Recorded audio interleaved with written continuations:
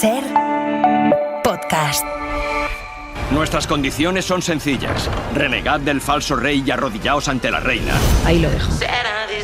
Que me voy a la 1. Después del telediario no se me acueste. Hola, ¿qué tal? Vengo a mostrarles un lugar magnífico. Un auténtico Camelot de la era nuclear. A mí no me vuelvas a llamar loca nunca. No te he dicho loca. He dicho que necesitas ayuda psicológica. Yo ya tengo psicóloga. ¿Que no me crees? Porque estaba ahí. ¿Cómo vas a estar ahí? Para mí la obra es una mierda. Tú eres un funcionario con responsabilidad. Si no te gusta lo que hay, ya sabes lo que tienes que hacer. Aquí nadie es imprescindible. La putísima madre. La ventana de la televisión con Mariola Cubells. Son las 6 y 8, las 5 y 8 en Canarias. Abrimos la ventana de la tele. Hace un par de semanas en este mismo espacio Francino charlaba con Ana Belén y con Víctor Manuel de las series de su vida y bueno, nos contaban lo que estaban viendo ahora mismo. Por ejemplo, de series de ahora. Estáis viendo, yo qué sé, Yellowstone, La adolescencia, La vida breve, White Lotus. Yo estoy viendo, he terminado de ver La vida breve, sí. Y de repente me he enganchado a White Lotus. Sí. Sí. ¿Cómo son los ricos, eh? ¿Cómo son los ricos de Francino? Nos ha inspirado para la sección de hoy. Mariola Cubells, buenas tardes. Buenas tardes, Marta del Vado. ¿Qué tal? Esa frase de Francino. ¿Cómo ¿verdad? Son los ricos, eh? Claro. Sí. Pues lo hemos pues ahí lo hemos recogido, cogido. efectivamente, cómo son los ricos, cómo se les retrata en las series, por qué nos fascinan tanto sus vidas. Van a ser algunas de las preguntas que nos vamos a hacer durante esta próxima media hora y que esperamos que nos responda la persona que tienes a tu lado, que es el guionista de una de las series españolas más exitosas. Lleva 8 temporadas, creo, ¿no? La serie retratando la vida de los adolescentes de estas familias de súper ricos. Adinerados, sí. Luis Mosquera, guionista de Élite, buenas tardes. Tardes, me gustaría estar aquí en calidad de rico, pero estoy en calidad de guionista. Bueno, una cosa lleva a la otra. Sí. Una cosa lleva a la otra. Es un camino pero lento. sí, Luis además sabe bien cómo es ese entorno y seguro que tienes... Guionista de Élite suena como concepto, que si no sabes qué es el título de la serie, a mí me gusta muchísimo. Bueno, es que tú estás ahí porque, claro, Élite es un exitazo en nuestro país, pero también fuera. Y ya estás dentro de los guionistas de Élite. Sí, para bien y para mal, también te digo. Bueno, es que Luis tiene una cosa, que es que él es un gran crítico incluso de su propio trabajo. Y sobre todo de mi propio trabajo. De su propio trabajo es que tiene los pies en la tierra, como guionista. Pero claro, la pregunta clave es... ¿Cómo se crea un entorno? Primero eso, ¿qué nos pasa? ¿Qué nos pasa con los ricos, fascina? Luis? Porque nos parecen pijos, algunos o a menudo nos caen mal, pero no dejamos de mirarlos. Claro. Y nos encanta escribirlos. Sí, ¿eh? Sí, o sea, a mí me parece como que en realidad... Bueno, hay muchos temas, vamos a pasar por todos seguro. Pero empatizar con los ricos es algo que muchas veces solo la ficción te permite, ¿no? Como que muchas veces era en plan de el pijo que llegaba al instituto en un cochazo, a lo mejor a mí nunca me habría hablado, ¿no? Entonces voy a intentar conectar con él, a intentar poder hablar con él, a no sentirme mal por odiarlo, a poderlo matar, a que le pasen cosas y la ficción sobre todo es el lugar donde podemos jugar a todo. Y para crear ese universo uno ha de saber, porque a mí siempre me sorprende, yo siempre creo que, por ejemplo, los programas, los reality sobre pijos, tan desafortunados, lo son porque los pijos de verdad, los ricos de verdad, nunca saldrían. Ni en series, o sea, de verdad, nunca participarían en ese tipo de producciones. Y saldría mal. Netflix hizo un reality como de pijos de Barcelona. No, pero ves, es que eran quiero y no puedo. O sea, eso te voy. O sea, un pijo de verdad nunca saldría en una de estas ficciones. Entonces, claro, ¿cómo uno, si no sabe cómo es ese entorno, cómo lo absorbes para luego escribirlo? ¿Cómo describes tú la casa de ese pijo de Élite, por ejemplo? Es que en Élite concretamente, al final estábamos muy... Élite era una serie que en guión a lo mejor... Bueno, yo entré en la temporada 4, que ya era como la segunda generación de estudiantes. Bueno, que seguían... Habían cambiado, pero ya teníamos a un príncipe, que era como ya después de eso, pues chica, no nos queda más rico que esto, ¿sabes? Es lo último. Verdad. Entonces, Élite sí que era una serie que sobre el papel nosotros intentábamos ir un poco a las tramas, irnos a cosas turbias que te puede permitir esa cosa que muy conscientes de que no existe, o al menos no existe en nuestros entornos, y nos pudimos ir a algo un poco más sórdido en ese sentido. Y luego el resto del equipo te daban lo rico, ¿no? Las casas, tú al final quieres que tenga piscina, pero cuando ya la ves en la serie dices, joder, es que esta casa yo no me la podía haber imaginado hasta que no la necesitáis al final el permiso último de un mega rico que os deje entrar en una casa en su casa de verdad, porque claro nunca, nada es plató. Siempre me he preguntado, ¿esas localizaciones se consiguen porque alguien te alquila esa casa, ¿no? Sí, o sea, creo que hay casas, de hecho, casas de gente muy rica que son localizaciones, y supongo que los equipos de localización de arte, de quien sea, tendrán acceso a según qué casas, porque sí que pasa, no mucho, pero sí que pasa que de repente ves una casa en una serie y luego es la de Villa Paraíso de la Isla de las Tentaciones. Sí, es verdad. O sea, que sí que hay casas específicamente para eso. Sí, y supongo que alguien vivirá en esas casas cuando no están alquiladas. Claro, cuando no está Esther Expósito. Es verdad, Marta, eso, porque hay casas que las tienen en inmobiliarias de lujo, que tú sabes que se pueden alquilar justo para rodajes, pero luego la gente las habita. Hay gente que tiene esas casas, Marta del Vado, aunque tú no te lo creas. Luego yo creo también que hay una cosa con los ricos, que esto lo venía pensando ahora cuando venía hacia aquí. Creo que también si una serie tiene mucha factura, creo que los ricos ya han pasado a ser una necesidad de producción. En plan, no puedes hacer... A ver, explícate. No, como que si tenemos muchísimo dinero para hacer una serie... Y no va de efectos especiales y no es Star Wars, pues necesitamos que alguien sea muy rico y tenga una casa muy grande para para que la serie parezca que tiene una factura mejor, ¿no? Porque al final... Pero el proyecto humilde te lleva un poco como al barrio humilde. Es verdad eso. La casa de los ricos no lo puedes hacer con poco dinero. Pero tú sabes que eso es una de las cosas también que se os echa en cara a los guionistas, crear ambientes absolutamente irreales y demasiado aspiracionales, no solamente en el contenido, también, o sea, en el continente, sino también en el contenido. Y eso, por ejemplo, a mí me sorprende mucho esta serie de la que hablábamos, Marta, la de White Lotus. Sí. Porque claro, White Lotus sí que tiene una carga importante de sátira, de sarcasmo, que hace que tú veas la serie y los tengas incluso o sea, te den incluso pena. Claro. No sé si eso en Élite vosotros lo teníais. Yo creo que como ¿no? guionista sí que lo intentábamos. O sea, había una premisa muy clara que nos repetíamos mucho, que era no juzguéis a los personajes. Aunque yo me acuerdo del personaje de Guzmán, Miguel Bernabéu, le pegaba una paliza a un maricón en el primer capítulo, y eso luego como que se te olvidaba en la temporada 4 y era tu favorito. O sea, como que siempre tienes que hacer el ejercicio de no juzgar a un personaje, y sobre todo cuando ese personaje es más rico que tú, porque es muy y desde el principio posicionarte, ¿no? Yo creo que White Lotus precisamente hace eso súper bien, en plan de son asquerosamente ricos, los odio, pero como me encanta Lori con las amigas, ¿sabes? Sí, eso es verdad. Soy ella, es como, no amor, no eres ella, no estás cerca, nunca vas a ser ella. Oye, pero luego hay una cosa en determinados personajes, Marta, por ejemplo, a mí me ha pasado con Parker Posey, salvando todas las distancias, en White Lotus, que hace de Victoria Rathling, que es la madre de, o sea, esta perturbada de familia adinerada, que hay un momento en la serie que dice, hablando de su hija, no me apetece que piense que le irá bien siendo pobre, debe temer la pobreza como toda la gente normal. Es una frase demoledora, pero que si la analizas, todos estamos un poco cerca. Claro. Eso es tremendo, eso es pavoroso. No sé si eso como guionistas... Y escribir un personaje... O sea, de hecho el personaje de la hija que se cree que quiere vivir en la austeridad porque lo ha visto en TikTok, me parece fascinante, y es una cosa que existe desde hace muy poco. Yo muchas veces pienso en RuPaul o en alguien que sea asquerosamente famoso, que se le habrá olvidado lo que es ir a un bar y pedir un café con leche. No sé si RuPaul habrá pedido un café con leche, ojalá sí. Hombre, pero en algún momento, tienen que creerse que eso de repente es aspiracional para ellos, y como escritor, como guionista, es súper divertido investigar alguien que lo tiene todo, qué desea, o sea, qué le falta. Creo que White Lotus se mete en lugares mucho más interesantes que Élite en ese sentido, porque se arriesga mucho.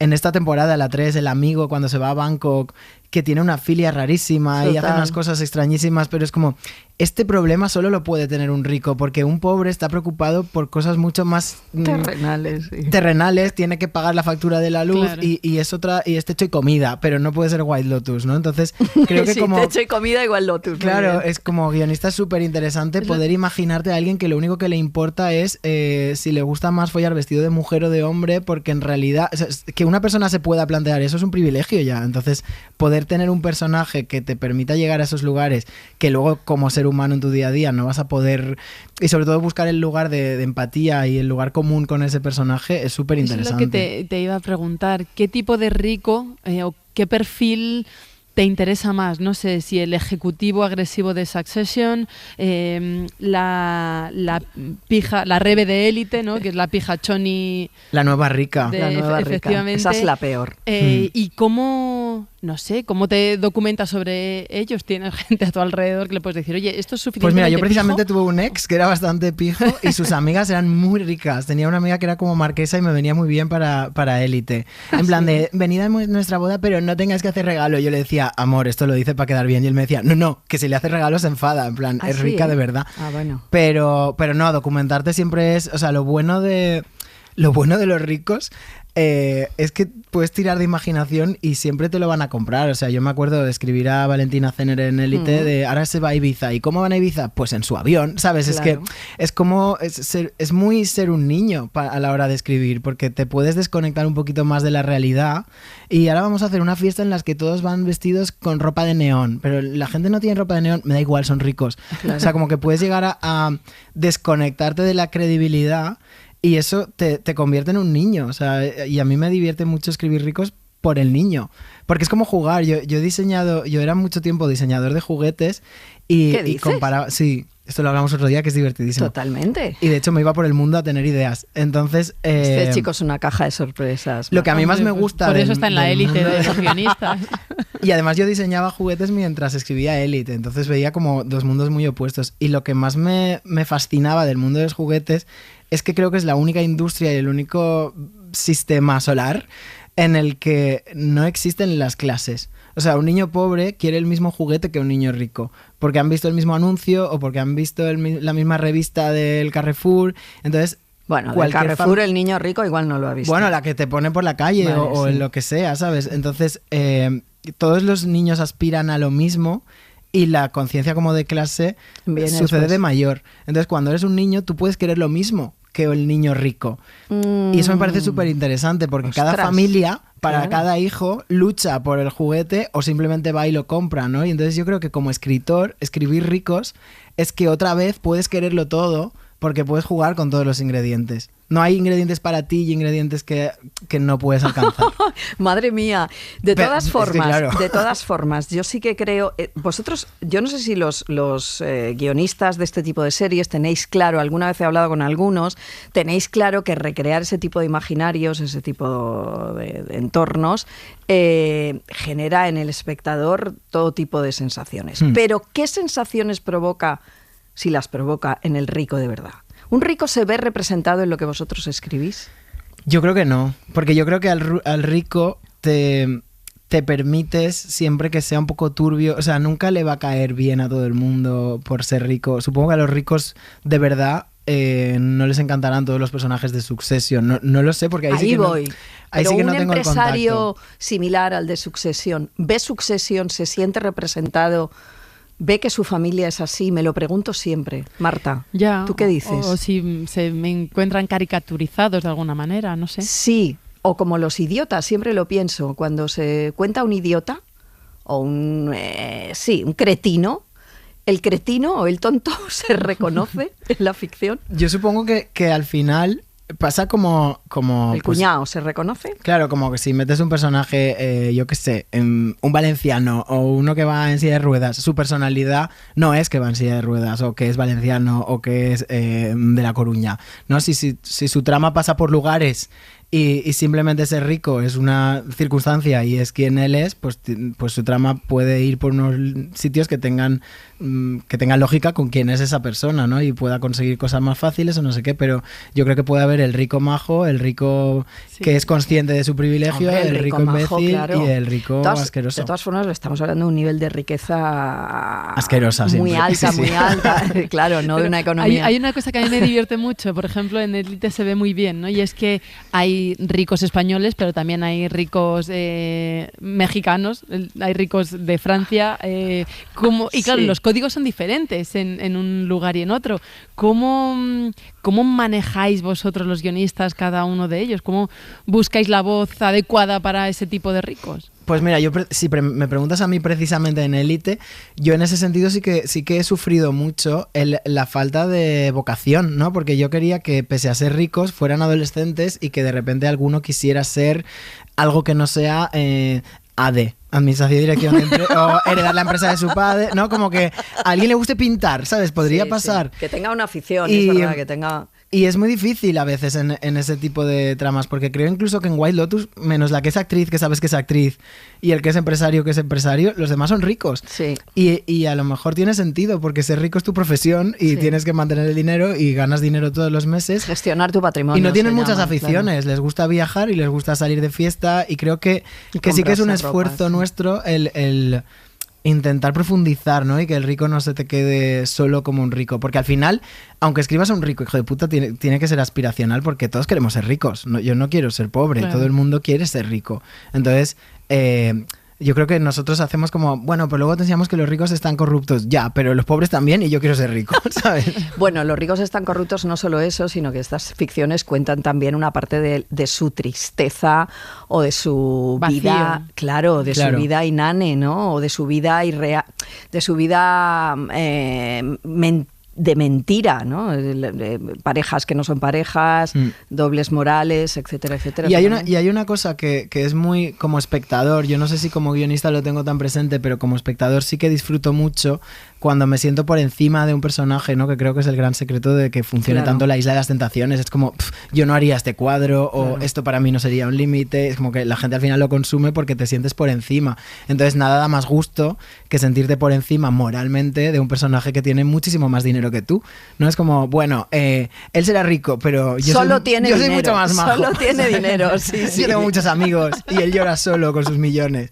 Pues a lo mejor eso ahí también hay algo siempre. Mira, hay una serie ahora, Marta, que se ha estrenado, que se acaba de estrenar en Apple TV, que se llama Vicios Ocultos, que supone la... Tenemos aquí el tráiler. Venga. ¿Están los niños? Están bien. ¿Tu mujer? Exmujer. Bueno, tengo una mala noticia. Estás despedido. ¿Qué? Se acaba de estrenar, ¿no, Mariola? Se acaba de estrenar, se han colgado solamente 2 capítulos. Yo no sé si tú lo has podido ver, Luis. Bueno, supone la vuelta a primera línea. Ya sabes que a mí Mad Men, Marta, siempre te he dicho que es mi serie. Entonces supone la vuelta de Jon Hamm a ser protagonista de una serie y está. Y claro, es un rico que baja a los infiernos. Entonces es un punto de vista muy, muy interesante. Yo no había visto pocos porque es muy real. Es la destrucción del sueño americano. Es decir, pero los infiernos, ¿a qué es? Hombre, infierno, a ver, el infierno es que se arruina, lo despiden, tiene que mantener un casoplón, tiene que mantener el mismo nivel de vida. Claro, un rico se arruina y no es pobre, porque nunca es pobre, pero se arruina y no puede seguir manteniendo, tiene que trapichear, ¿no? Sí. Entonces esa bajada a los infiernos del protagonista es muy interesante, porque ahí sí que te hace, empatizas con él, que no te lo puedes imaginar. El personaje está muy bien creado. Yo creo que los personajes de ricos, al final, lo estoy pensando por primera vez, a lo mejor me equivoco, pero nunca están escritos por ricos de verdad. No, claro. Porque siempre están los ricos de verdad no escriben, los ricos de verdad son están ricos. Otra cosa, claro.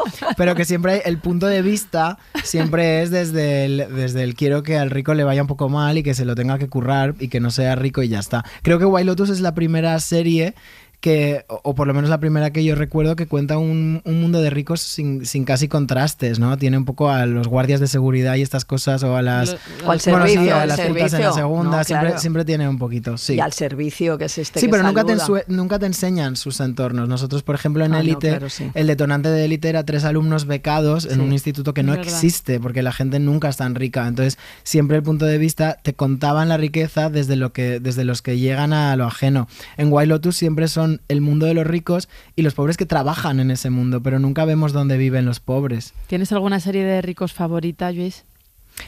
Pues seguramente White Lotus, es que soy muy fan.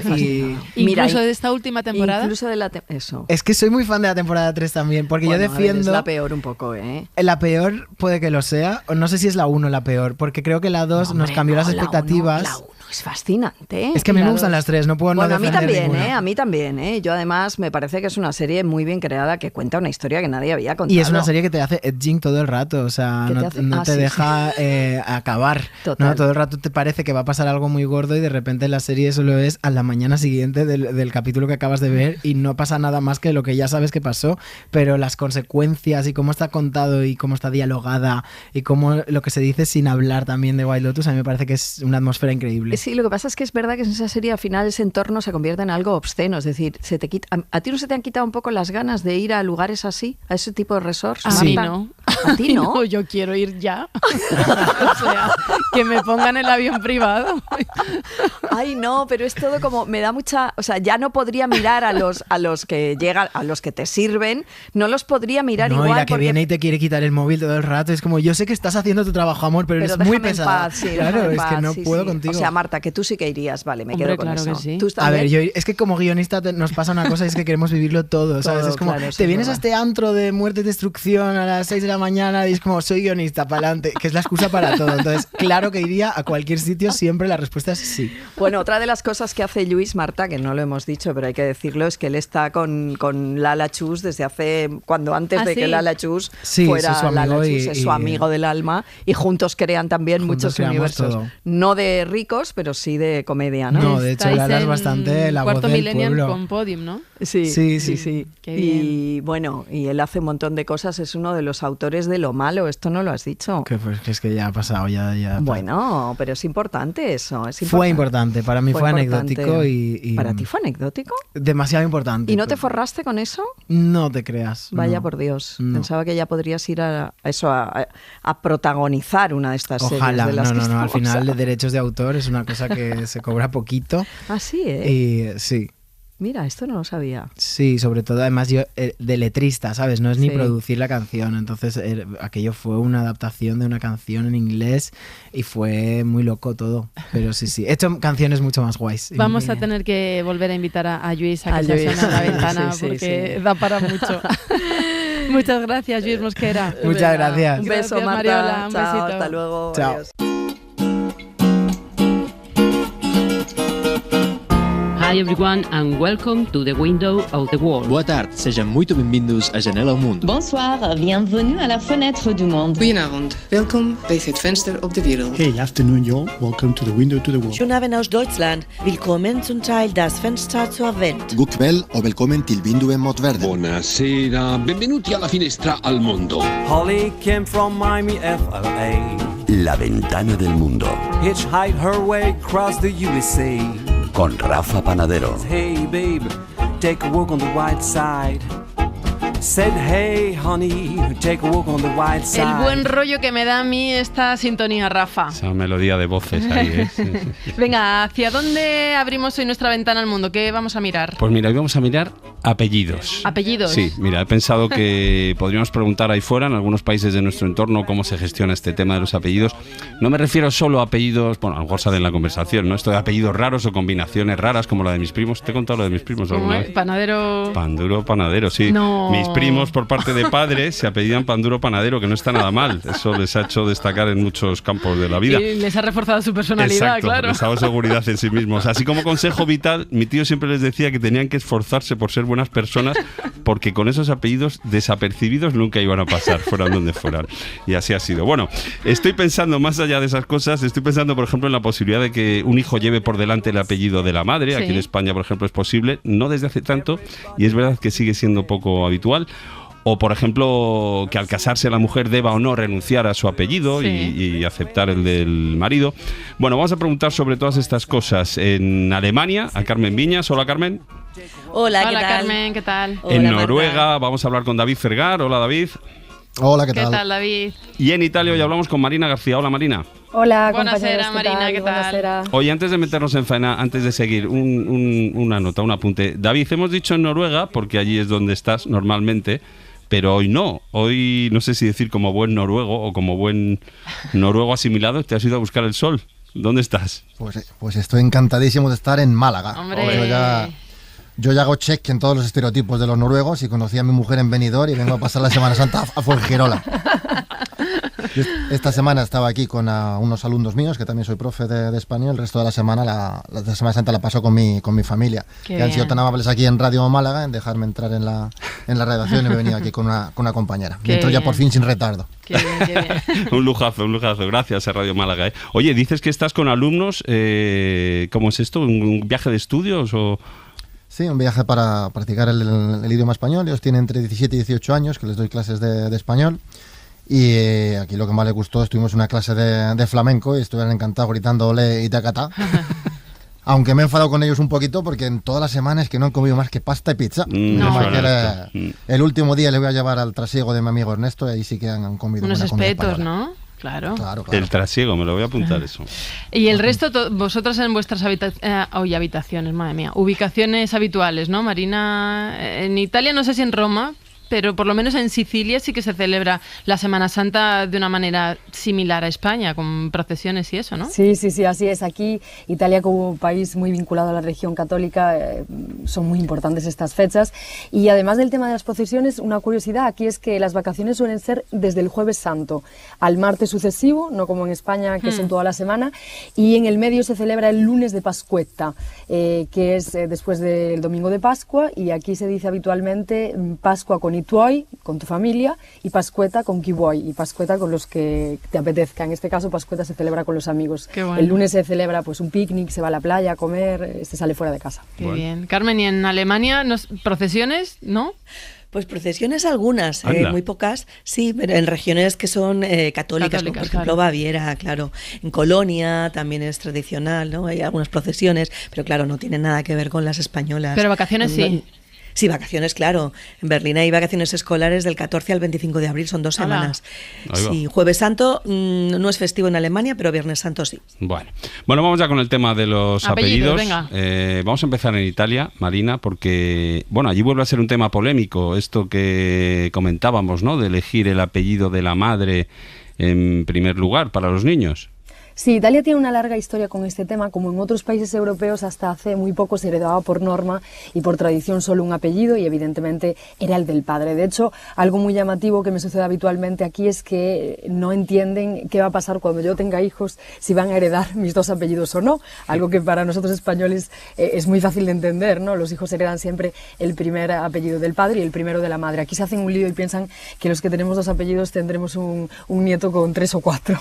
Y a lo largo de las últimas décadas se había reabierto el debate y finalmente en una sentencia del Tribunal Constitucional en junio de 2022 se declaró ilegítimo el hecho de que un bebé recién nacido heredase automáticamente solo el apellido paterno tal y como establecía el Código Civil. Este artículo a día de hoy ha sido derogado y desde esa sentencia del Tribunal Constitucional los padres del recién nacido deciden en el momento del registro si usar uno o dos apellidos y en qué orden.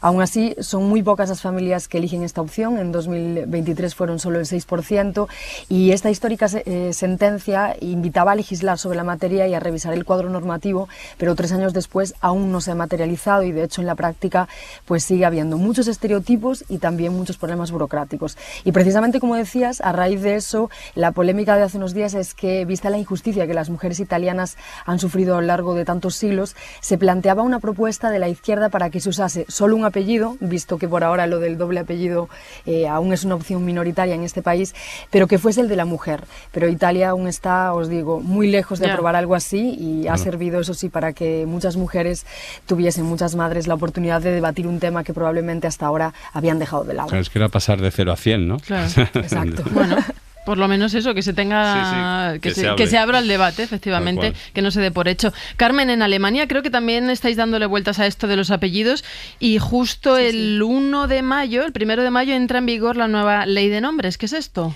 Sí, así es. Bueno, aquí en cuanto a apellidos, la mayoría de las mujeres adoptan el de sus maridos cuando se casan, ¿no? Igual que ocurre en el mundo anglosajón. Lo nuestro para ellos es una rareza y cuando se lo explico a las mujeres, sobre todo, les gusta eso de que no perdemos nuestra identidad familiar. Claro. Y ahora ellas van a poder también conservar esa identidad familiar porque, como dices, el 1 de mayo entra en vigor en lo que llaman la nueva ley de nombres. Bueno, ahora las parejas casadas van a poder expresar ese vínculo mediante un apellido doble compartido. Es decir, si se casa la señora Anjan y el señor Bauer, pueden elegir como apellido de casados un doble nombre, que esté formado por los apellidos de ambos, que sería Anjan Bauer o Bauer Anjan.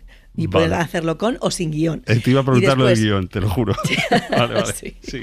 Después de que sus padres se casen, bueno, pues los hijos pueden adoptar el apellido de uno de ellos o tener un doble apellido, y luego cuando alcanzan la mayoría de edad pueden decidir ya por sí mismos si quieren cambiar su apellido o adoptar uno doble. Luego otra novedad es que los niños van a poder cambiar más fácilmente el apellido del progenitor con el que vivan tras un divorcio, ¿no? Si los matrimonios se rompen, pues la ley no obliga a los hijos a aferrarse a un apellido que en realidad ya no se adapta a su situación vital. Entonces, a partir de los 14 años va a existir lo que se llama un derecho de codeterminación con comparecencia personal en el registro civil para elegir apellido. Pero Carmen, en caso de divorcio, ¿la mujer se puede eliminar el nombre del marido? Sí, podrá hacerse, claro. Vale. Sí. O sea, la señora Arnhem podría renunciar al Bauer. Totalmente. Claro. Oye, en Noruega, David, no sé, algo me dice que no va a ser sencillo lo de los apellidos. ¿Cómo se elige el apellido para los hijos? ¿Hay alguna preferencia, algún orden establecido? Pues aquí en general las normas son muy parecidas a lo que ha contado Carmen en Alemania. Hay libertad total y son posibles todas las combinaciones. Se puede tener un apellido 2 de la madre o del padre, juntarlos con guión y sin guión, como habéis dicho. Y esto del guión es importante, y para contároslo tengo que confiaros un secreto. A ver. Y es que yo no me llamo David Fergar, sino David Fernández García. Solo que estos apellidos no consigan buen posicionamiento en Google y tuve que hacer un reto, ¿o qué? Una estrategia. Pero bueno, al tema. Yo cuando empecé a salir con mi mujer, yo compré un vuelo y en el aeropuerto no conseguían encontrar mi billete y no me dejaban volar, casi pierdo el vuelo. Y al final lo que resulta es que habían puesto Fernández como nombre del medio, que es un concepto que hay aquí, y García como apellido. O sea, como si fuera nombre compuesto el tuyo, claro. No, un nombre del medio, que no sé cómo explicarlo. Como José María, pero que fuera David Fernández, que fuera tu nombre. No, se llama nombre del medio. Una cosa es el nombre, otra el apellido y otra cosa es el nombre del medio. Creo que en Alemania también lo hay. Ajá. Y yo por eso cuando me registré aquí en Noruega lo hice con el guión para evitar ese problema. Ahí va. Aquí, aunque hay libertad, también es normal que la mujer adopte el apellido del marido. A mí, cuando yo no me casé, no me gustaba mucho la idea y me resistí, pero al final mi mujer tiene los mismos apellidos que mis hijos, que son Fernández Caspersen. Muy bueno. Oye, ¿y eso que me comentaste una vez de apellidos protegidos en Noruega? ¿Esto qué es de apellidos protegidos? Sí, a mí lo que más me ha sorprendido en la ley de nombres que tenemos, como habéis comentado en Alemania, que aquí está en vigor desde el 2003. Están los apellidos protegidos, que son aquellos que tienen menos de 200 usuarios, menos de 200 personas con ese apellido. Y que para adoptarlo, porque también se pueden elegir los apellidos, no solo los nombres, hay que tener permiso de todas y cada una de las personas que portan ese apellido. Esto se hizo, en principio, esta norma está para proteger la identidad de algunas familias, como Overland, Ulvestad, o con mi compañera que está aquí, que es Quistad Hagen. Pero ocurre una curiosidad. No existe una lista concreta de apellidos, sino que hay que hacer una búsqueda en Internet en el registro civil. Y si hay menos de 200 personas con ese apellido, no se puede adquirir. ¿Y qué ocurre? Pues que si buscas Fernández sin tilde, pues hay 242 personas en Noruega y no está protegido, pero si lo buscas con tilde, hay 17 y sí lo está. García hay 403 y Fernández-García solo estoy yo en toda Noruega, así que si alguien quiere ponerse ese apellido tendrá que llamar a mi casa y le tengo que dar permiso. Bueno, todavía no lo han hecho, ¿no? Poder elegir apellido. En el caso de Fernández García en Noruega te tendrían que pedir permiso a ti. Y ya veremos lo que hacemos. Te lo pensarás, ¿no? Claro, porque ser el único en Noruega que se llama así también mola. Oye, nos estamos fijando en los apellidos, pero no sé cómo va el tema de los nombres de pilas. ¿Existe algún tipo de legislación o alguna norma particular en vuestros países que os llame la atención? Carmen, por ejemplo, allá en Alemania. Bueno, aquí en Alemania son bastante liberales en materia de nombres de pila. No hay una regulación legal explícita sobre los nombres permitidos y prohibidos. Esto significa que los padres pueden ser muy creativos, ¿no? Siempre que el nombre no sea perjudicial para el bienestar del niño.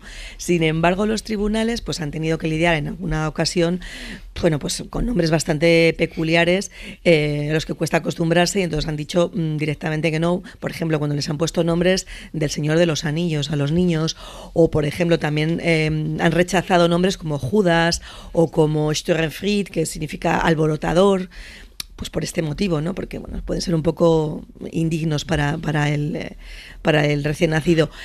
Napoleón, por ejemplo, sí está permitido. Adolf, que sé que lo estáis preguntando. Estaba pensándolo. Tiene que llegar. No está prohibido en principio. Vale. No está prohibido, pero ¿es común o no? No es común. No. Pero se puede prohibir. ¿El apellido? El apellido Hitler. Adolf. El apellido. Hitler, claro.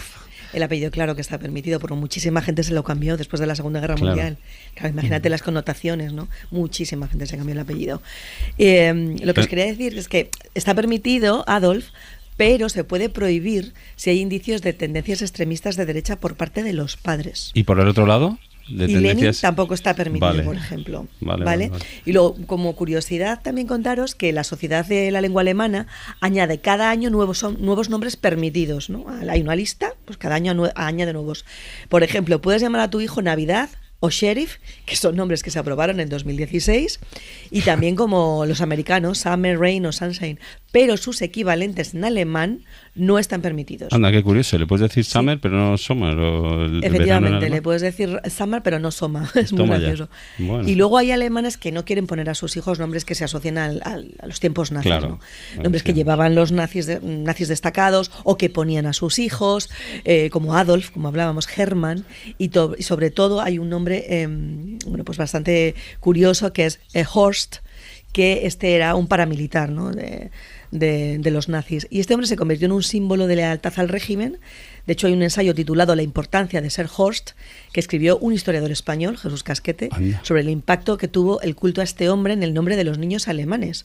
Porque entre el 33 y el 45, Horst estuvo entre los 10 nombres de niño que se ponían con mayor frecuencia en Alemania. Qué bueno. Marina, ¿en Italia hay algo parecido con los nombres de pila? Pues hay algunas prohibiciones. Está prohibido poner al niño o a la niña el nombre del padre o de la madre si están vivos, o de un hermano y una hermana si están vivos, y también usar un apellido como nombre de pila. Sí, es muy llamativo. De hecho, aquí en Italia normalmente a los hijos se pone el nombre del abuelo o de la abuela, precisamente porque los nombres de los padres no pueden usarse. Y lo que es muy llamativo también es que el diminutivo, que se usa súper habitualmente, aunque no tengas una relación de confianza con la persona. Cuando acabas de conocer a alguien, si por ejemplo te llamas Beatrice, todo el mundo en el grupo te llama Bea, a pesar de que no tengas confianza, que en España es un poco más raro, pero sí que no se puede usar el diminutivo cuando vas a inscribir a un recién nacido, tienes que inscribirlo con el nombre completo. ¿Y en Noruega? Aquí en Noruega, cuando se va a referir al noruego medio, como en España diríamos José o María García, en Noruega se refieren a Ola o Kari Normen, aunque el año pasado los nombres más usados fueron Nura y Lucas. Lucas triunfa aquí también, sí. Fíjate. Sí. Hay un par de apartados en la ley de nombres que me ha llamado la atención. Y uno es que se permite tener al hijo sin nombre hasta los 6 meses, y a partir de ahí los padres reciben una multa por cada día sin nombre. Yo me pregunto cómo le dicen a su hijo hasta ese momento. ¿Es tú, bebé? Tú, chaval.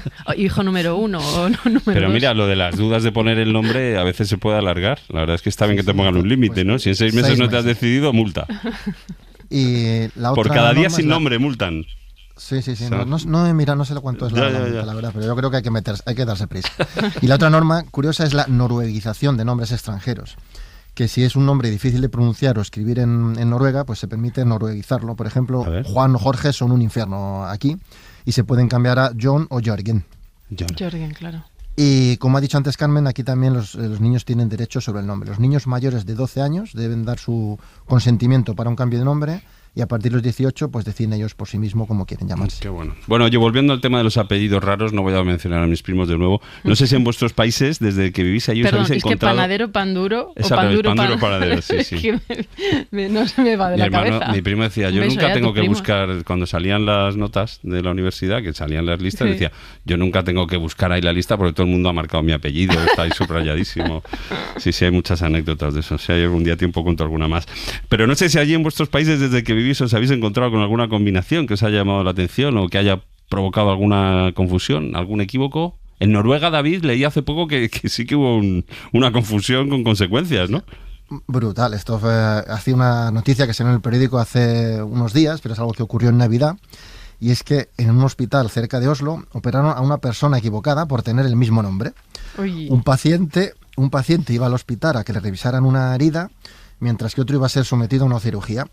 Y la persona que debía ser examinada fue llevada en camilla a la sala de operaciones y solo le dijeron, oye, ¿tú cómo te llamas? Le pidieron el nombre, ni apellidos, ni fecha de nacimiento, y le metieron a la sala de operaciones y lo operaron. Lo que no precisa la noticia es qué operación le hicieron, pero sí que tuvo un posoperatorio, perdón por la risa, es que es una... Sí, no, es tremendo. Pero sí que tuvo un posoperatorio bastante doloroso y que el hospital lo siente mucho y no lo volverán a repetir. Dio el nombre de pila, de decir hola, que es el habitual, y dijeron, para adentro, no eres tú.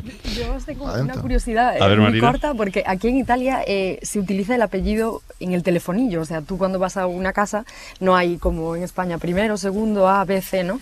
Entonces debes escribir tu nombre escrito en el telefonillo o el de la familia, y entonces la gente busca cuál es tu nombre y te timbra, ¿no? Eso genera muchas confusiones, ¿no? Por ejemplo, en mi edificio hay 2 Garcías, entonces cuando alguien viene a verme, pues habitualmente timbran a la vecina, que también hay García, que es un apellido poco habitual aquí en Italia, y no están puestos los números, así que tienes que timbrar y preguntar en qué puerta es y en qué piso es, porque no está explicitado en el telefonillo. Oye, Carmen, decías algo, ¿no?, de fondo. Sí, que en Alemania ocurre lo mismo, es lo mismo. También los apellidos y los nombres, bueno, los apellidos fundamentalmente, se ponen en el telefonillo. Y claro, imaginaros en nuestra comunidad de vecinos, con los de nuestra familia, que nosotros además hemos querido poner los 2 de mi marido y los 2 míos, con lo cual es larguísimo ahí el nombre. Y luego quería contaros una curiosidad que le habrá pasado a muchos españoles, que cuando tienes un nombre, un apellido con ñ, fuera de España, es terrible. Claro. Porque siempre Viñas. lo sustituyen por N, claro, Yeah. en todos los documentos. Y luego mi apellido empieza por V, que aquí se pronuncia como una F. Total, que a veces me ha pasado en el médico que cuando dicen mi nombre por el altavoz, no saber que me llamaban a mí. Carmen Porque, claro, Finas. Totalmente, soy Carmen Finas. Qué bueno, me lo voy a apuntar eso, ¿eh? Yo creo que igual la semana que viene te damos paso como Carmen Finas en Berlín. Oye, y al hilo No, esto... Rafa, tienes las de perder tú ahí, que ten cuidado. Sí, panadero. Os voy a decir, me pasa una nota a mi primo, que si podéis mirar cómo se dice en noruego, alemán, italiano, pan duro, panadero. Posibilidad, fíjate, con esto que decís de los divorcios, no sé si hay posibilidad de que un hermano, no me lo había planteado, a lo mejor hay en vuestros países sí, posibilidad de que un hermano en un divorcio elija, por ejemplo, el apellido del padre y el otro elija el apellido de la madre, y siguen siendo hermanos de padre y madre, Sí, no pero solo- con apellidos distintos. En Noruega no solo se puede hacer eso cuando los padres se divorcian, pero mientras están casados. Puede tener, los hijos pueden tener diferentes apellidos, incluso tener 3 hijos y que cada uno se apellide diferente, porque los padres tenían mucha creatividad. Jolín. Pero es común eso, David. O sea, una cosa es que se pueda y otra No, cosa no, es que la no, gente no, lo por- haga. Depende de lo que te quieras a tu familia, claro. No, aquí en Italia mantienen solo el del padre, en principio, que es la opción más común del 95% de las personas.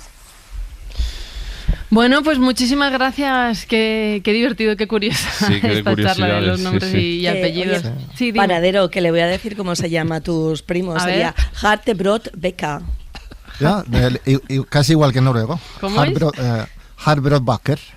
Muy bien. Eso es. Voy a sacar ¿Y los en audios. italiano, Marina? En italiano, fornaio, que es el panadero, se usa más comúnmente fornaio, que es la persona que tiene un horno, digamos, ¿no? ¿Y pan duro? Entonces, pan duro igual, pane duro. Pane duro fornallo, ese me gusta. Pane duro fornaio. Suena a extremo derecha de la Juventus. Carmen, David, Marina, muchísimas gracias. Gracias. Gracias. Un beso. Venga, un abrazo. Gracias, Rafa. Un abrazo fuerte. En La Ventana acontece, que no es poco, un relato personal de la historia con Nieves con Costrina, Cadena SER. Seguimos con este paso a las historias de la historia que nos trae cada semana Nieves con Costrina. Por ejemplo, hoy 15 de abril puede ser un buen día para recordar algo que pasó un día como hoy, pero de 1586, y que dio origen a la expresión "se armó la de San Quintín", esa frase que se usa para hacer referencia a enfrentamientos, a disturbios, hasta a guerras que comienzan con un episodio sin importancia, en principio inocente, y luego pues termina como termina. La protagonista, por cierto, de aquel episodio fue, atentos, una tajada de sandía. ¿Cómo es posible que una bronca que se monta por culpa de una tajada de sandía acabe provocando 17 muertos y 28 heridos? Pues verán cómo. El 15 de abril de 1856, un yanqui borracho se paró en un puesto de un mercado de Ciudad de Panamá y pidió una tajada de sandía. El vendedor se la dio y a cambio le pidió los 5 centavos que valía. El yanqui, acompañado de 4 amigotes, se negó a pagar, se lió una riña, la riña derivó en pelea y la historia acabó provocando, además de los 17 muertos, la primera intervención militar de Estados Unidos en Panamá, por una tajada de sandía.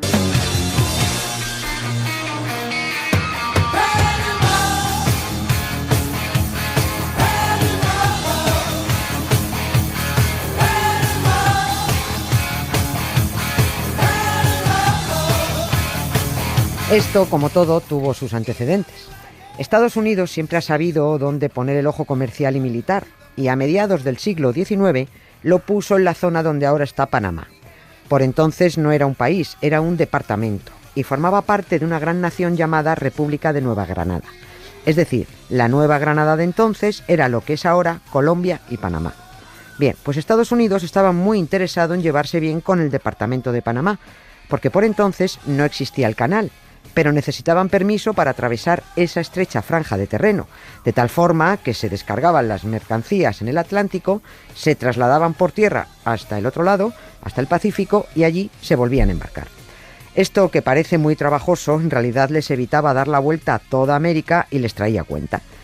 El caso es que, por el interés te quiero Andrés, pero Estados Unidos alcanzó un acuerdo de amistad y cooperación comercial con Panamá.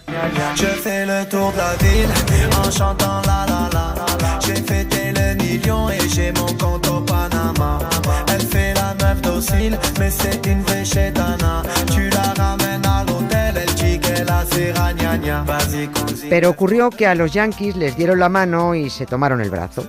Y los panameños se hartaron de aguantar todas las chulerías de los estadounidenses, que ya se creían que Panamá era suya. El incidente de la tajada de sandía fue la excusa para liarse, porque es que no se podían ver. Pero también fue el pretexto de Estados Unidos para mandar a sus tropas y tomar la zona. Fue la primera intervención armada en Panamá. Luego vinieron 13 invasiones más. Pero la primera, conste, fue por culpa de un yanqui borracho que se negó a pagar 5 centavos por una tajada de sandía.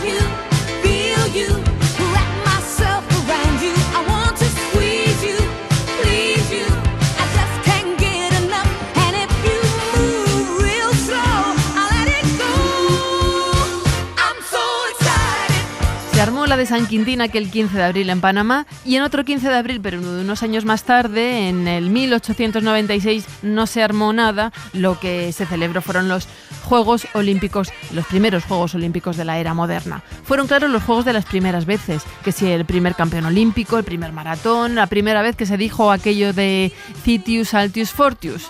Y que fuera precisamente Atenas la ciudad elegida para esas primeras veces, pues no parecía casualidad, era más bien lo lógico. Además, no solo en el país que creó los juegos, que los inventó, sino en donde los mataron, porque no se murieron solos, ¿eh? Los juegos no se murieron solos, se estuvieron celebrando juegos en la Grecia clásica durante casi 1000 años, hasta que llegaron a pifiarla los de siempre, los que no querían jugar, pero además exigían que no jugara nadie, los cristianos. Luego dicen que sí digo, pero no lo digo yo, que lo dice la historia, ¿eh? Los Juegos Olímpicos se acabaron con el emperador Teodosio, que impuso el cristianismo a guantazos. Fue el que ilegalizó todos los cultos que no fuera el que se inventaron ellos. 1000 años jugando estuvieron los griegos, 1000 años. Llega un cristiano y se acabó la diversión. Si no hubieran dejado tantos muertos en el camino, diríamos solo que son unos plastas. Pero no, apenas que no. Y además siguen siéndolo, porque todavía en los Juegos Olímpicos de Ámsterdam de 1928, grupos cristianos montaron una cruzada contra la celebración de los Juegos porque era un evento pagano. Sí, es que es increíble, ¿no? Y además esta protesta tuvo a la reina Guillermina apoyando la idiotez, ¿eh? Ya le vale. Bueno, no les hicieron ni caso y los juegos se celebraron, por supuesto. A lo que vamos es a que los últimos juegos panatenaicos se los cargaron en Atenas, y en Atenas se reanudaron. El olimpismo tiene historias, para empezar, y para no acabar, a mí me apasiona la historia del olimpismo juego a juego, ¿no? Y podríamos seguir hasta París 2024.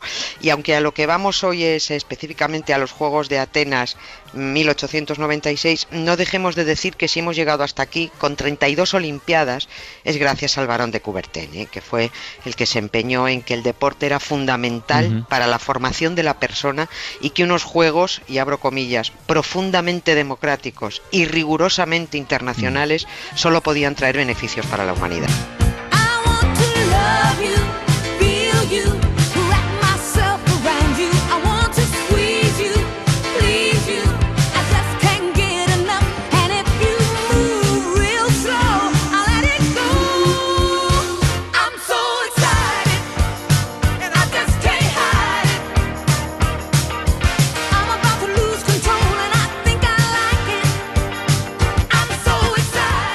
Atenas 1896 tiene, pues eso, anecdotario para aburrir, empezando por el estadio que se construyó para acoger los Juegos, siguiendo con las pruebas de natación y terminando con el orgullo herido de los griegos, los pobres, ¿no? A ver, a Atenas fueron 13 países, habían prometido ir 34, pero al final solo fueron 13. España fue de las que se rajaron a última hora, porque todos dijeron, sí, vamos, pero luego nada. Todas las naciones eran europeas, todas menos Australia, Chile y Estados Unidos. Participaron 285 atletas, el 63% eran griegos, el 180 atletas griegos, que como jugaban en casa, pues jugaban con ventaja porque eran más, pero bueno, no se comieron un colín. Estados Unidos solo acudió con 10 deportistas, y en atletismo se llevaron 9 oros, 5 platas, 2 bronces, bueno, fue un palizón tremendo. A los griegos se les saltaban las lágrimas, pero salvaron el honor patrio el último día, en el último momento, los pobres. Y vais a deducir en qué prueba.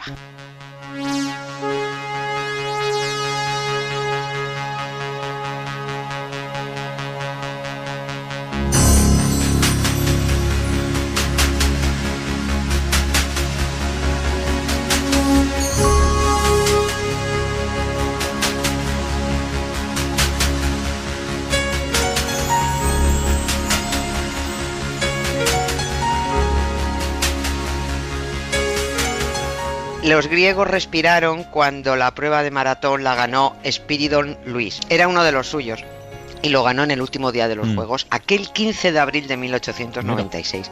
Grecia todavía no había ganado ni una medalla en atletismo, ni una. Y la prueba que más les dolió perder fue la de lanzamiento de disco.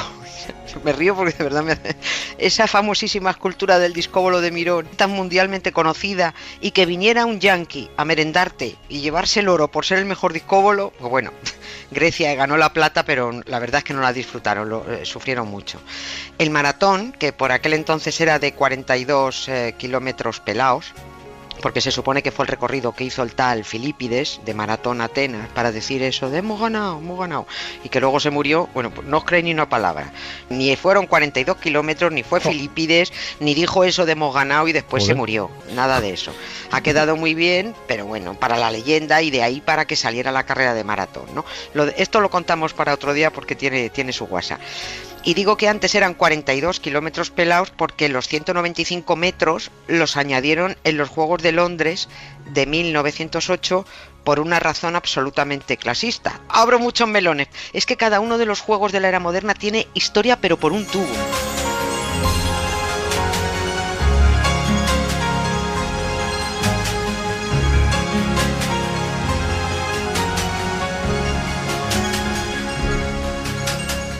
Hubo atletismo, ciclismo, esgrima, gimnasia, tiro, halterofilia, lucha grecorromana, evidentemente, tenis y natación. De categoría femenina ni hablamos. Y tampoco hablemos de piscinas para las pruebas de natación. Se fueron a la bahía del Pireo, a la costa, al sur de Atenas. Pero claro, en abril el agua estaba más que fresquita. De la prueba de 100 metros libres salieron tiritando los pobres. Y para las otras, las pruebas de 500 y 1200 metros libres, se embadurnaron de grasa para soportar el frío, ¿no? Pero en la prueba de 1200, a la mayoría hubo que rescatarlos en mitad del trayecto.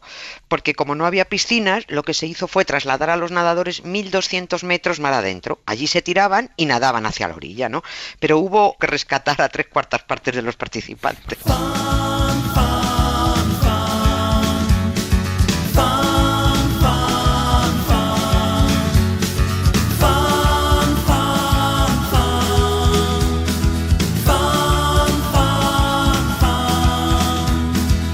James Dean posters on their wall. What sad little end to it all. Last seen having lots of fun, barefoot and on the run. I am mad from Scandinavia. I want a guy in the London area. He must be crazy and Sagittarius, 'cause I am Leo and I'm hilarious, which gives me fun, fun, fun. Jeremy, fun, fun, fun. Fifi, fun, fun, fun. Jeremy, No debió de ser fácil participar en la disciplina de natación en aquellos primeros Juegos de la era moderna. Los atletas, pese a todo, lo debieron tener algo más fácil, por lo menos tenían un estadio construido para la ocasión. Por cierto, ¿qué pasaría luego con esos estadios? Le preguntamos a Nieves, claro, no sabemos si sería una de las ruinas que se visitan hoy en Atenas o si el estadio sigue en pie, si no. Sí, todavía existe. Es el Panathinaikos, que yo siempre he oído el Panathinaiko, ¿no? El Panathinaikos. Bueno, pues ese nombre, me estoy riendo tanto con estos juegos, pero por lo que sufrieron, no me río de ellos, de verdad, por lo que sufrieron hasta llegar hasta hoy, cómo se dejaron la piel toda esta gente. En fin, ese nombre, el Panathinaikos, viene precisamente de los juegos Panathinaikos de la Grecia clásica, ¿no? El estadio se había reconstruido en el siglo XIX, pero para los Juegos de Atenas se hizo una remodelación impresionante para que fuera una réplica del clásico, del que había existido 2000 años atrás, ¿no? En mármol. Un millonario griego que se llamaba George Averov, tampoco sé dónde va el acento, que voy a coger aire para contar lo que hizo esta joya de señor. Para estimular a los participantes griegos en la prueba de maratón, ofreció al ganador la mano de su hija como si su hija fuera mercancía.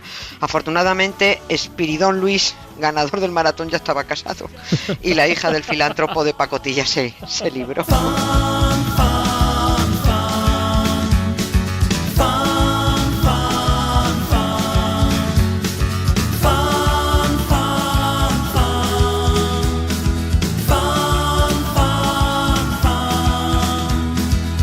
James Dean posters on their wall. What sad little end to it all. Last seen having lots of fun, barefoot and on the run. I am mad from Scandinavia. I want a guy in the London area. He must be crazy and Sagittarius, 'cause I am Leo and I'm hilarious, which gives me fun, fun, fun. Jeremy, fun, fun, fun. Fifi, fun, fun. Pues todo esto hemos aprendido sobre los primeros Juegos clausurados, tal día como hoy, en 1896. Mañana seguimos recuperando estas historias de la historia que nos cuenta Nieves con Costrina. La Ventana, en Ser Podcast.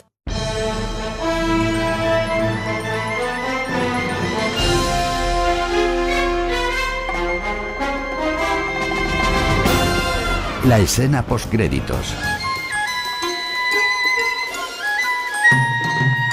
Con Santi Alberú y Miguel Anómalo. Empezamos la sección de las escenas que ocurren después del final de cada película y que nunca vimos en el cine. Hola, Santi Alberú, ¿cómo estás? Muy bien, hola Marta, y feliz Semana Santa a todos. Que no sé muy bien por qué no se dice feliz Semana Santa como feliz Navidad o feliz Año Nuevo. ¿Qué pues pasa? Buena ¿Qué pasa pregunta, ahí? No sé si Miguel Anómalo tiene respuesta. Hola, Miguel. Pues hola Marta, ¿qué tal? Mi teoría es que al ser la conmemoración del asesinato de un señor, pues no sé, está un poco feo el felicitarla, feliz, ¿no? ¿no? Sí. Y os voy a lanzar una pregunta. ¿Son los evangelios el primer true crime de la historia? Estamos ya lanzando preguntas, abriendo teléfonos. Somos ya tan profesionales de la radio que nos permitimos esta cosa de que nos hagan la sección los oyentes. Marta, de verdad no hemos encontrado a nadie para esta sección. Han tenido que volver ellos, que hablan ahora de profesionales de la radio. De verdad, esto es un rato muy, muy valorado en La Ventana. Que le gusta... No sé, por lo menos... Recuérdales, por lo menos, que ellos han venido aquí a hablar de cine, que no se pongan a filosofar, a hacer llamadas sobre religión y a discutir temas trascendentes. A Rafa Panadero ser el asesino de nuestros sueños. Venga. Ay, Dios mío. Vamos a hablar de la película de hoy. Bueno, sabéis que nosotros cogemos alguna película clásica y pensamos cómo habría sido la escena postcréditos ideal y luego a veces os proponemos una secuela loquísima que podría surgir a raíz de esa escena postcréditos. Correcto. ¿Lo sabéis de verdad o solo leéis vuestras frases de guión y el resto del tiempo estáis mirando el móvil como hacemos Santillo? Espérate que me está entrando un WhatsApp. Un compañero de la radio dice, yo podría haceros una sección... Genial. Bueno, algo hemos oído de esto, Vale. sí que decir. Increíble. Bueno, pues hoy vamos a hablar de una peli que sería la secuela loca de La Pasión de Cristo de Mel Gibson, a partir de esta escena postcréditos. Monte del Calvario. Los romanos bajan a Jesús de la cruz ya muerto. De entre el público, que se conoce que se ha quedado para ver si también hay escena postcréditos, surge José de Arimatea, saca una copa y la llena de la sangre de Cristo. ¿Cómo de fiestas tienes que ser José de Arimatea para ir a una crucifixión de un colega y llevarte una copa? ¡Calla! José coge la copa y huye con ella. No sabemos hacia dónde, no sabemos para qué y no sabemos cómo hace para que no se le derrame el contenido si ya cuesta que no se te caiga el café con la tapa del Starbucks.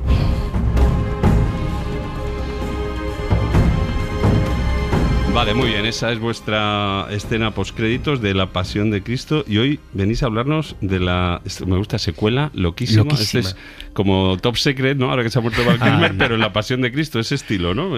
Eso es. ¿Qué surgiría de esa escena? Exacto. Venga, ¿cuál es? La vais a saber. Hombre, Indy... Hombre, Indiana Jones y la última cruzada, para ser exactos. Bueno, claro, la última cruzada es en la que buscan el Santo Grial. Aquí viene, habéis ganado puntos aquí, ¿eh? Así es, claro que sí. Igual borro el WhatsApp. Bueno, guárdalo en borradores. Indiana Jones, el mayor clickbait académico de la historia, porque vamos a ver, ¿cuántos de aquí quisisteis ser arqueólogos después de ver Indiana Jones? Yo. Yo lo reconozco. Más de cara, claro. Primero quise ser cabrera cuando vi que ahí no había opción. Que lo has contado alguna vez, sí. Quise ser arqueóloga. No es incompatible porque en el fondo es estar en un monte perdido sin... O sea, puedes buscando tener a las cosas, cabras quitándote la hierba y luego tú cavas, está bien. ¿Y cuántos lo rechazasteis cuando os disteis cuenta que el látigo no era asignatura troncal, Marta? Pero lo bien que le quedaría a Marta un sombrero, ¿eh? Y una cabrera con látigo, esto ya es la combinación perfecta. Bueno, igual no es tarde. Igual no es tarde, ¿no? Venga, para que nadie se llame a engaños con la película, ¿qué os parece si nos hacéis un resumen del argumento de los vuestros? Claro, un resumen de estos con más spoilers que soñando, triunfe patinando. No, Sandy, ¿pero qué haces? No abras este melón así, que este título no lo puedes tirar así y ahora tenemos que hablar de esta peli. Bueno, tranquilo, ¿no? Era como ejemplo de spoilers clarísimos, de que no pasa nada. No, hombre, no, pero que es que esto da para chistes. Miguel, vamos con el resumen, por favor. Frozen ahora no, tío, no me abras. Utah, 1912. En una excursión con los Boy Scouts, el adolescente Henry Jones Jr. descubre a unos cazatesoros haciéndose con una valiosa cruz. Se la quita y escapa por un tren en el que hay rinocerontes, serpientes y todo tipo de bichos. En un cercanías, vaya. Al final, quien le pilla es la poli. Y mira, chico, que tienen permiso de obra y que no te flipes. Saltamos a 1938, un barco en plena tormenta. Ahí ya está Harrison Ford haciendo explotar la embarcación y Mangan llevando la cruz de antes al museo de su universidad con las demás antigüedades. Afortunadamente, el tener salud, el tener esta imagen que vamos manteniendo con muchas ganas, con mucha ilusión, pues bueno, esto es muy simpático. Después de escaparse de una tutoría con los alumnos porque se conoce que Indy es funcionario, se reúne con Donovan, un millonario que le explica a Indy que su padre ha desaparecido mientras buscaba el grial, la copa de Jesucristo en la última cena. Si ya saben cómo me pongo, ¿para qué me invitan? Donovan dice a Indy que lo busque en Venecia y él se da cuenta de que un paquete que había recibido por correo era el diario de su padre sobre el grial.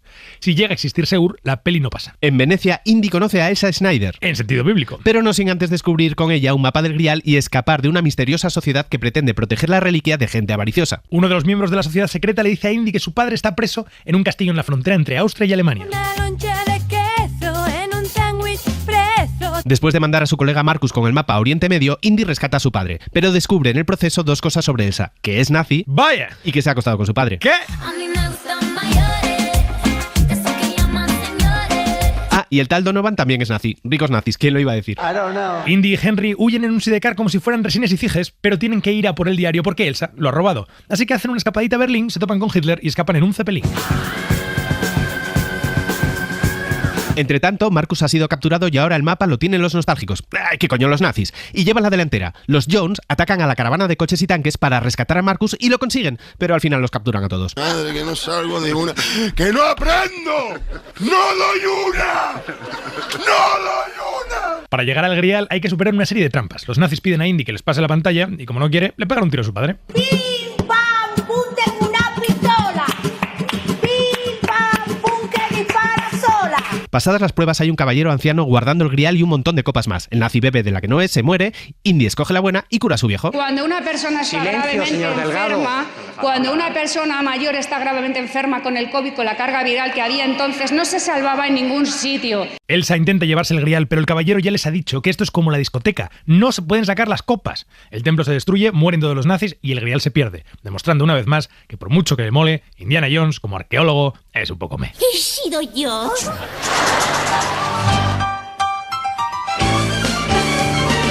Esa referencia a Amanece que no es poco con lo del Sidecar y Resines y Ciges me ha ganado. Borro definitivamente el WhatsApp. Esto ha sido como volver a verla, pero con más tiempo para ir a cenar después, ¿no? Que es una película tan mítica que tiene que tener muchísimas curiosidades de las vuestras, además. Eso es, y como siempre os contamos varias curiosidades y una es mentira. Voy con la primera. Todos recordaréis la escena en la que Hitler le firma el diario del Grial a Indy. Pues ese actor interpretó al Führer un total de 5 veces. Y también hizo de Himmler 3 veces. Si le preguntabas, él decía, yo nací para el cine. Recupera el borrador, Rafa.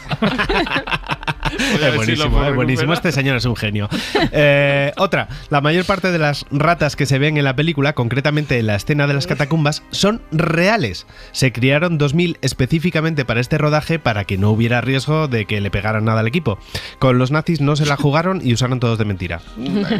Una más. Como insistía en hacer muchas escenas de acción él mismo, Harrison Ford acabó hartándose de que se le cayera el sombrero todo el rato y lo solucionó grapándoselo a la cabeza, que es más o menos lo que hizo Sean Connery con el pelo durante la mitad de su carrera.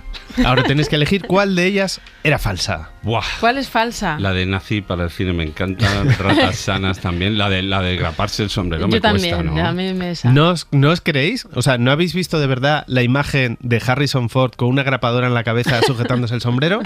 ¿Me vas a decir que existe? Por lo que sea. La imagen existe, pero tenéis razón, era la curiosidad falsa, porque esa imagen que habéis visto de Harrison Ford, o que no habéis visto, es la grabó específicamente para el making of de la peli, pero era un gag, no era cierta. Pero en el making of de la peli está con la Sí, grapa. en el making of se le ve como alguien de atrezo o de vestuario le está haciendo como que le grapa. Qué bueno. Para que veáis que los making of son todo mentiras y entonces quizá el resto de curiosidades que hemos contado también eran bolas, pero como tenemos menos presupuesto en premios que saber y ganar, os aguantáis, vamos tirando.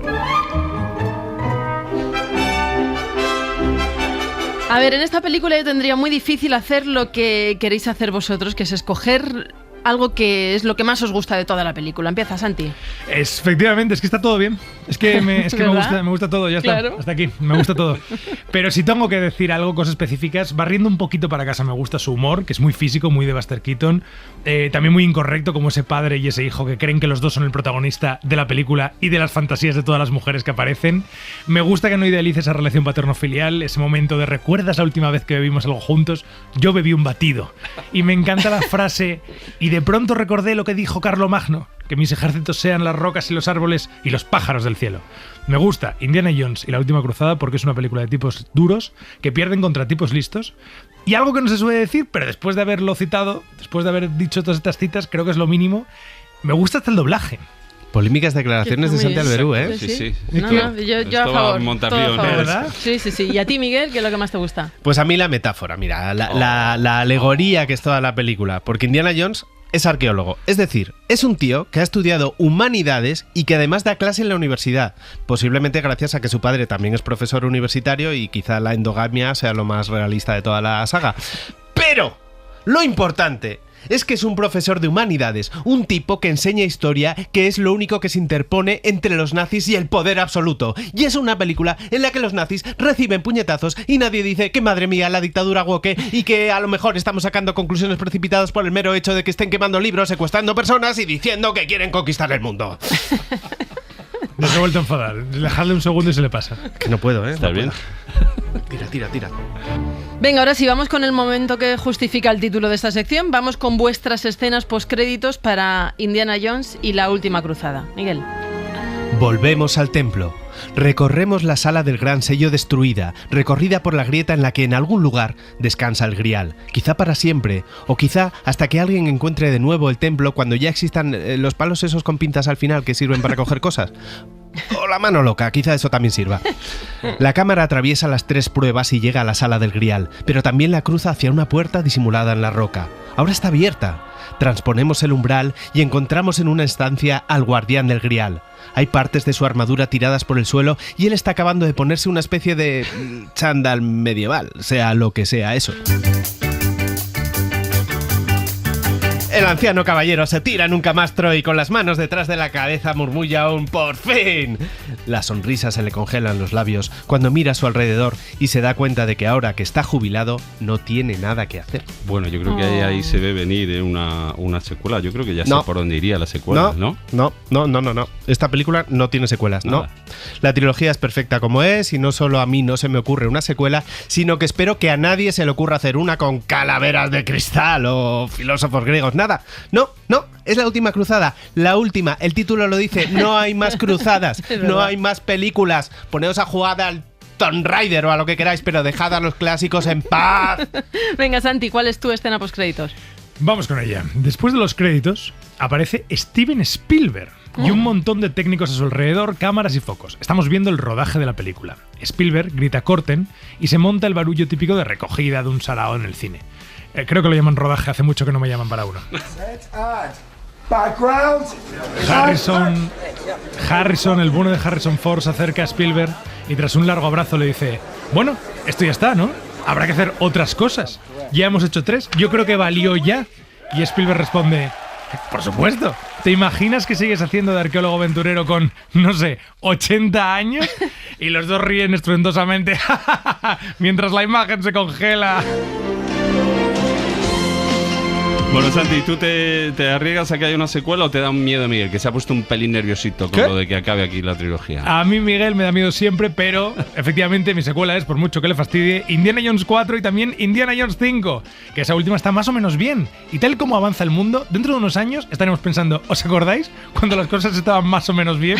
Sí, ya voy, robot patrón, ya sigo picando piedras, solo estaba parando un minuto para respirar y pensar en Indiana Jones 5. Es el látigo robótico que me ha recordado. O sea que el futuro lo mejor que puede ser... Madre mía. Venga, vamos a elegir entonces la escena postcrédito favorita, Rafa. Yo me quedo con... Yo tengo hijos todavía en edad de ir a ver secuelas de Indiana. Me quedo con Santi. Quiero que haya secuelas. Tienes hijos con 80 años. Y la 5 a mí me gustó. La 5 está muy bien. A mí sí. Está bien. Ternura. Está bien. Es que este bien que alarga. Es que no sé de qué estáis hablando, pero ¿qué 4 y 5? ¿De qué habláis? Si la última película se hizo en 1989. Ya verás cuando te explique lo que han hecho con la Guerra de las Galaxias. ¿Qué?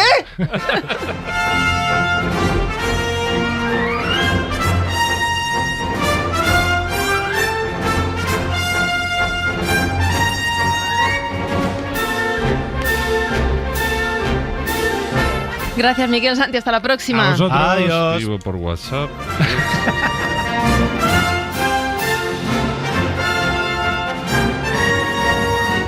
Pues así cerramos la ventana de este martes. Volvemos a abrirla mañana, como siempre, a las 4, las 3 en Canarias.